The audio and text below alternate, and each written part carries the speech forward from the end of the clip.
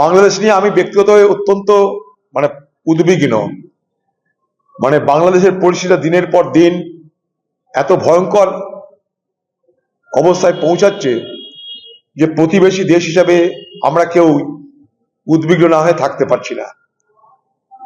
হাদি বলে একজন প্রতিবাদী যুবক, যিনি বাংলাদেশের একজন জনপ্রিয় যুবক, প্রতিবাদী একটা মুখ, জনপ্রিয় প্রতিবাদী মুখ, তাকে যারা হত্যা করলো সেই হত্যাকারী কারা তার জন্য কিন্তু কোনো দাবি নাই। বড় অদ্ভুত ব্যাপার, হত্যাকারী কারা, তাদের সাজা হোক, তারা কে, তার জন্য কোনো দাবি নাই, কিন্তু গোটা বাংলাদেশ জ্বলছে।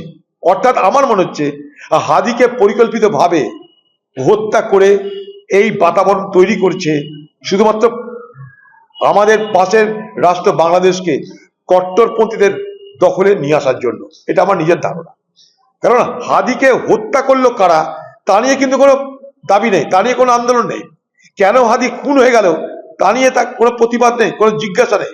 কিন্তু একের পর এক সংবাদ মাধ্যমের অফিস জ্বলছে, একের পর এক বাড়িঘর জ্বলছে, একের পর এক যত বাংলাদেশের স্মৃতি সব ধূলিসাৎ করে দেওয়া হচ্ছে। এবং একটা হিন্দু যুবককে যেভাবে টাঙিয়ে মেরে আগুন লাগিয়ে দেওয়া হলো, আমার অবাক লাগছে। এই রাজ্যের কোনো মানুষ কি বিশ্বাস করবে যে বাংলাদেশের মতো জায়গায় একটা হিন্দু যুবক, তার ক্ষমতা আছে যে সেখানটায় যারা প্রতিবাদী, বাংলাদেশে যারা আন্দোলনকারী, তাদের বিরুদ্ধে একটা কিছু করার, একটা মুখে কথা বলার ক্ষমতা নাই, তাদের বিরুদ্ধে কি করবে? অর্থাৎ উদরপিণ্ডি বুদর ঘাড়ে পড়ছে। বাংলাদেশে একটা হিন্দু সম্প্রদায়ের ছেলেকে নৃশংসভাবে হত্যা করার মধ্য দিয়ে বাংলাদেশের আজকের কট্টরপন্থীরা তারা বুঝিয়ে দিচ্ছে যে বাংলাদেশ আগামী দিনে হিন্দুদের জন্য সুরক্ষিত নয়। এই বার্তাটা তারা কিন্তু দিচ্ছে।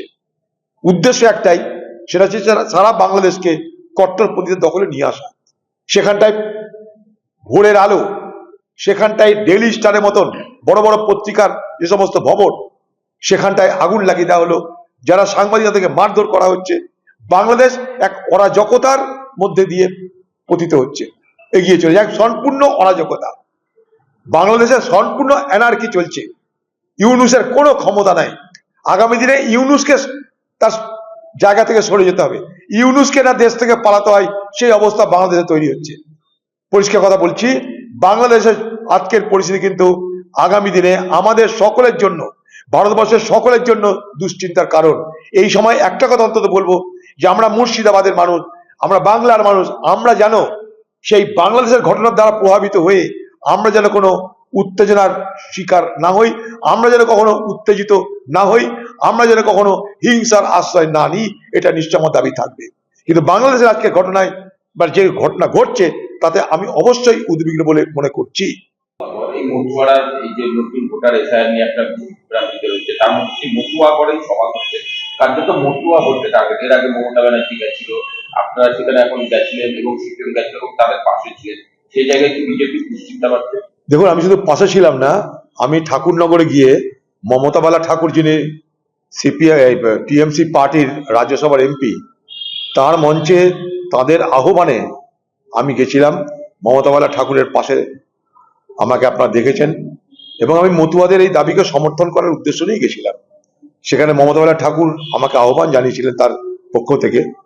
সেখানে অনশন ভাঙানোর জন্য আমি আমার কথা বলেছিলাম, এবং সেদিন আমি তার কিছুদিন পর আমি কলকাতাতেও ইলেকশন কমিশনের চিফ ইলেকট্রাল অফিসারের দপ্তরে আমি গিয়ে একই দাবি করে এসেছি। আমি ভারতবর্ষের সরকারের কাছে দাবি করেছি যে মতুয়াদের আপনি অর্ডিন্যান্স করে, অর্থাৎ নাগরিক আইন যবে বাস্তবায়িত হবে হোক, কিন্তু তার আগে এসআইআর প্রক্রিয়ায় যেন কোনো মতুয়ার নাম বাদ না যায়, তার জন্য কেন্দ্রের সরকার একটা অর্ডিন্যান্স আনুক, আমি সে প্রস্তাবও করেছিলাম। এবং ভারতবর্ষের রাষ্ট্রপতি, তার কাছে আমি দাবি করেছি, পশ্চিমবঙ্গে যখন প্রধানমন্ত্রী আসছেন তখন এই পশ্চিমবঙ্গের প্রধানমন্ত্রী যেখানে সভা করবেন সেই এলাকায় মতুয়া সম্প্রদায়ের মানুষরা তারা যাতে সেই ভোটের অধিকার পায়, তার জন্য প্রধানমন্ত্রী তাদেরকে কি ব্যবস্থা করছে আমি জানতে চাই। কারণ সমস্ত কিছু কেন্দ্রীয় সরকারের হাতে। মনে করলেই মতুয়াদের কিন্তু আরামসে এসআইআর এর অর্থাৎ ভোটার লিস্টে নাম অন্তর্ভুক্ত করা যায় বলে আমি বিশ্বাস করি। কারণ আমি সিইও অফিসে গিয়ে তাদের সঙ্গে কথা বলে আমি মনে হয়েছে আমার যে এটা করা সম্ভব। অকারণে মতুয়া যারা বাংলাদেশ থেকে উচ্ছেদে এখানে এসেছেন তাদের যেন ভোট দেওয়ার অধিকার থেকে বঞ্চিত হতে না হয়, সেটা আমাদের দাবি। এবং সে দাবি শুধু আমি রেখেছি তা নয়, সে দাবি নিয়ে লড়াইও করেছি।